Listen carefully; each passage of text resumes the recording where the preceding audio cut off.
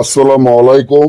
হিন্দু ভাই ও বোনেদেরকে জানাই নমস্কার, অন্যান্য ধর্মের জাতি ভাই ও বোনেদেরকে জানাই আদাব।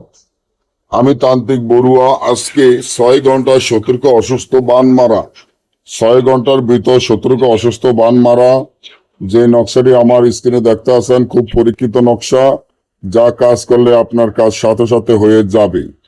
আপনাদের যাদের শত্রু আছে, যারা শত্রুর জন্য এলাকা বা বাড়িঘরে থাকতে পারেন না, যারা শত্রুর জন্য দেশে থাকতে পারেন না, শত্রুর একটা পর একটা ক্ষতি করতে থাকে, এখন চাইতেছেন যে শত্রুকে এলাকা ছাড়া করবেন বা শত্রুকে অসুস্থ করে বিছানায় ফেলে রাখবেন, তাহলে কিভাবে শত্রুকে বিছানায় ফেলে রাখা যায়, শত্রুকে সারা জীবনের জন্য বিছানায় ফেলে রাখা যায়, তার জন্য আমার এই চ্যানেলটি সাবস্ক্রাইব করেন, লাইক করেন, আপনাদের বন্ধুদের সাথে ফেসবুকে শেয়ার করেন। এই ধরনের ভিডিওগুলো আমরা নিয়মিত দিয়ে থাকি।